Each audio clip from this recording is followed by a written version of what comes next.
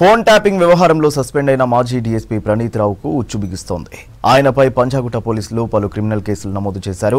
ప్రణీత్ రావుకు సహకరించిన ఎస్ఐబి అధికారులపై పలు నాన్ బెయిలబుల్ కేసులు నమోదయ్యాయి. ఇండియన్ టెలిగ్రాఫిక్ చట్టం కింద కేసులు పెట్టారు పోలీసులు. ఈ కుట్రకు పాల్పడిన వ్యవహారంలో ఎవరి పాత్ర ఎంత అనేది తేల్చనున్నారు.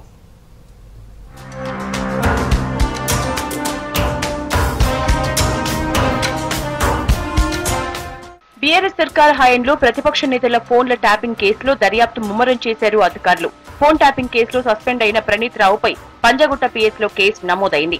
ఎస్ఐబి అడిషనల్ ఎస్పీ ఫిర్యాదు చేశారు. దీంతో ప్రణీత్ రావుతో పాటు మరికొందరిపై నాన్ బెయిలబుల్ కేసులు రిజిస్టర్ చేశారు పోలీసులు. ప్రణీత్ రావుపై ఐపీసీ సెక్షన్ 420, 427, 201, 120B కింద కేసులు నమోదు చేశారు.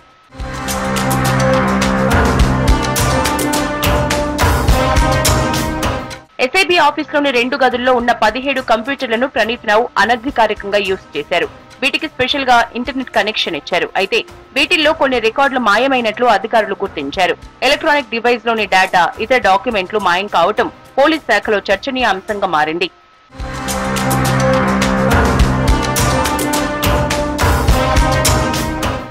డిసెంబర్ 3న అసెంబ్లీ ఎన్నికల రిజల్ట్ రావడంతో ఎస్ఐబి ఆఫీసులోని కంప్యూటర్ల నుంచి ఇన్ఫర్మేషన్ ను హార్డ్ డిస్క్ లోకి ట్రాన్స్ఫర్ చేసుకున్నారు ప్రణీత్ రావు. గతేడాది డిసెంబర్ 4న రాత్రి సీసీటీవీ కెమెరాల్ని ఆఫ్ చేసి కీలక డేటాను ధ్వంసం చేసినట్లు గుర్తించారు పోలీసులు. దీంతో అసలు ఏం జరిగిందో తెలుసుకునేందుకు అధికారులు చర్యలు చేపట్టారు. దీంతో ప్రస్తుతం కేసు నమోదుతో ప్రణీత్ రావును విచారించే అవకాశం ఉంది.